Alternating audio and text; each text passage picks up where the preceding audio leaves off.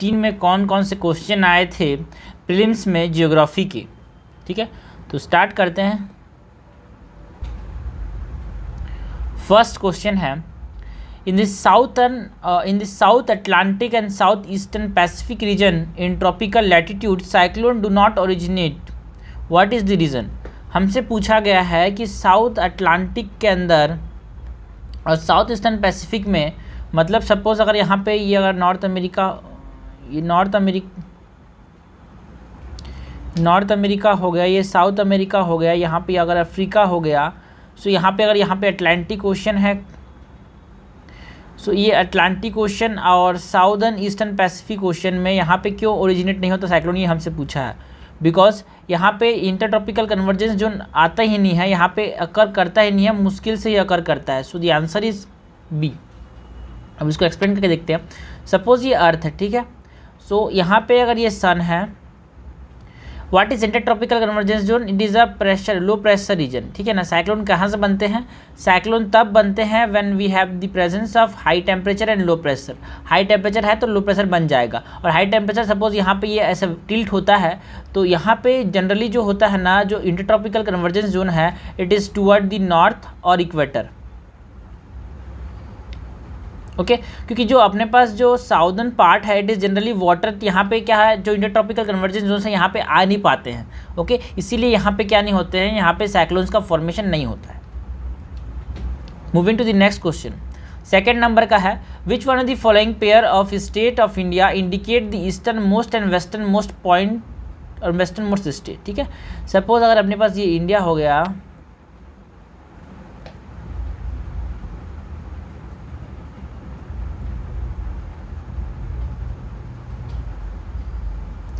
ठीक है, तो यहाँ पे अपने पास सबसे ईस्टर्न मोस्ट पॉइंट कौन है, अरुणाचल प्रदेश। सबसे वेस्टर्न मोस्ट पॉइंट क्या है, यहाँ पे गुजरात। सबसे पहले क्या पूछा, eastern most is Arunachal Pradesh and the western most is Gujarat. The answer is D. Third number question है, what explain the eastward flow of the equatorial counter current.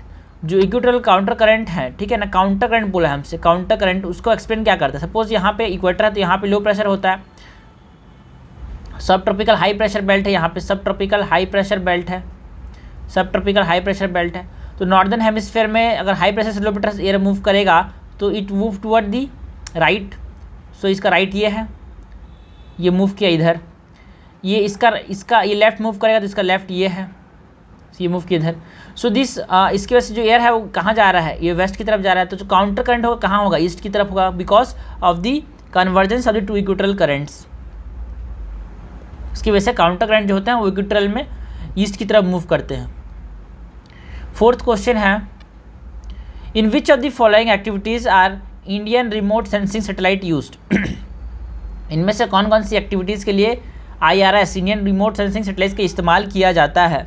तो आंसर पहला क्या स्टेटमेंट बोल रहा है, असेसमेंट फॉर और assessment of crop productivity. Yes, crop productivity के assessment के लिए इस्तेमाल किया जाता है क्या, बिल्कुल किया जाता है। Second, locating ground water resource. Yes. Third, mineral exploration. Yes, mineral exploration के लिए IRS सैटेलाइट्स का इस्तेमाल किया जाता है। टेलीकम्युनिकेशन के लिए जियो स्टेशनरी सैटेलाइट्स का इस्तेमाल किया जाता है। ट्रैफिक स्टडीज़ के लिए भी इसका इस्तेमाल नहीं किया जाता है। सो हमारे पास आंसर हो जाएगा 1, 2, 3, option number A is correct.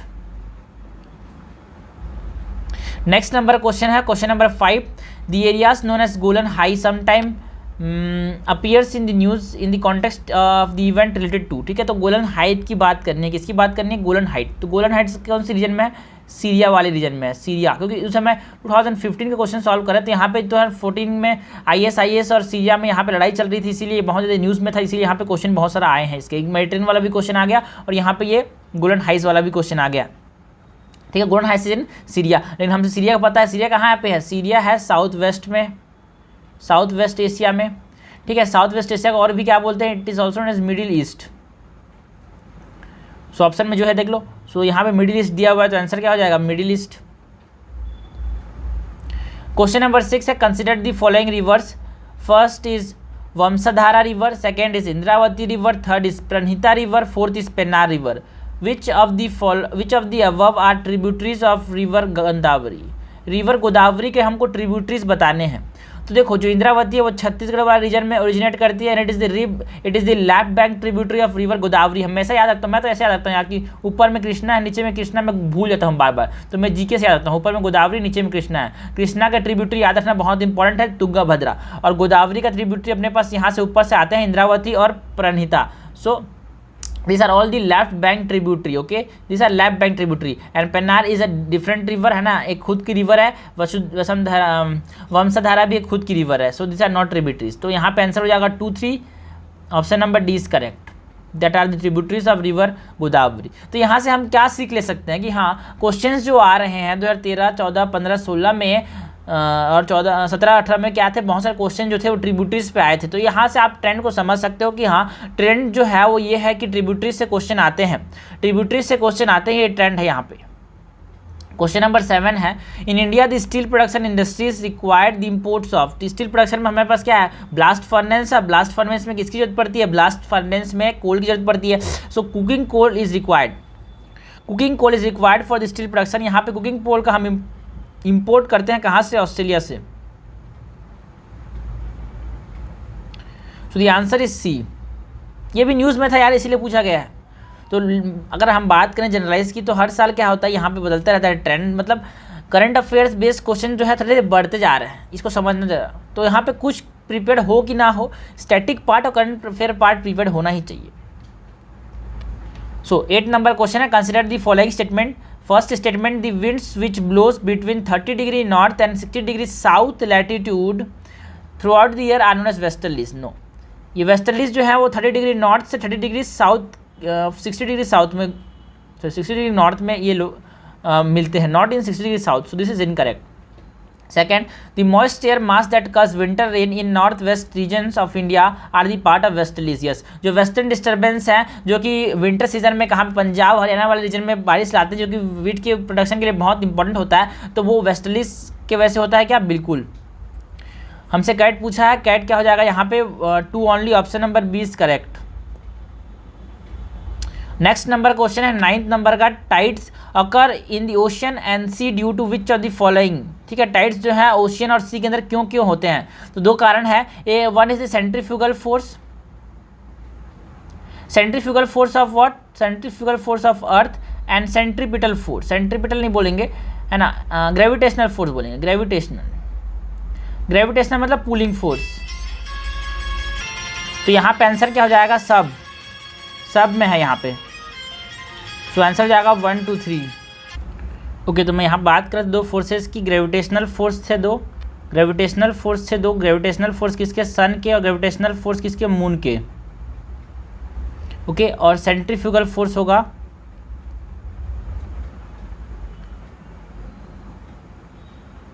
Gravitational force सन और मून, ये कारण है किसके, टाइड्स के फॉर्मेशन का।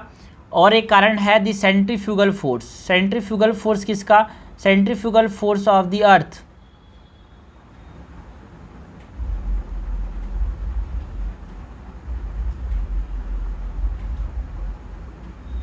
ओके, सो ये आंसर हो जाएगा 1, 2, 3। All are the reasons for the formation of what, tides. Next question देखते हैं।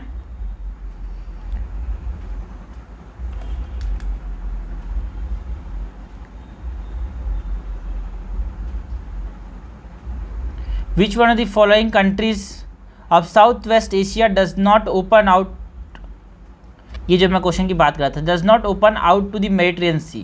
Mediterranean Sea 2016 में भी आया, 2017 में भी आया था, 2015 में भी आ गया। ठीक है, इसीलिए इंपॉर्टेंट है, याद रखना, जो क्वेश्चन इंपॉर्टेंट होते हैं वो इंपॉर्टेंट ही होते हैं, उनका जो ट्रेंड है वो भी इंपॉर्टेंट होता है।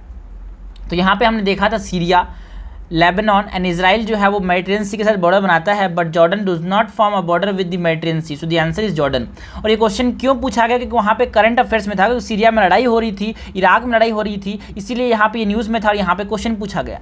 तो आपको रिलेट करना है चीज़ों को किससे, करंट अफेयर्स से। जनरली इस ईयर में क्वेश्चन जो थे वो सिंपल थे, टू द पॉइंट्स थे, और ज़्यादा स्टेटमेंट वाले भी नहीं थे, तो आसान पेपर ही बोलते हैं इसको। 11th नंबर क्वेश्चन है, ईच डे इज़ मोर और लेस द सेम। एक स्टेटमेंट है, किसके बारे में बात कर रहा है ये हमको बताना है।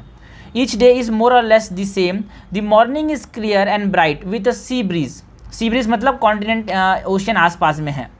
As the sun climbs high in the sky heat mounts up, dark clouds form.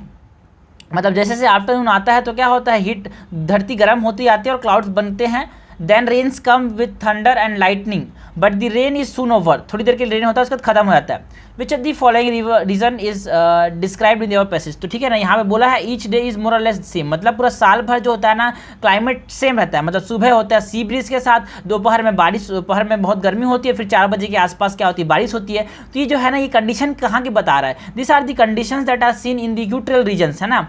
Equatorial regions में से कंडीशन देखने को मिलते हैं ना, 4 बजे बारिश होती है, बहुत गर्मी, क्योंकि बारिश क्यों होती है कि भाई यहाँ पे सन जो है ओवरहेड है, तो जिसकी वजह से क्या होता है, पानी वेपराइज कर जाता है, पानी वेपराइज करके क्लाउड्स बनाता है, कोमुलोनिम्बस क्लाउड एंड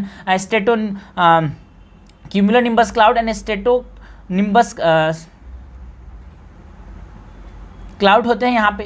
इसीलिए क्या होती है, बारिश होती है 4 बजे के आसपास। सो इसी के हम क्या बोलते हैं, equatorial climate. This are all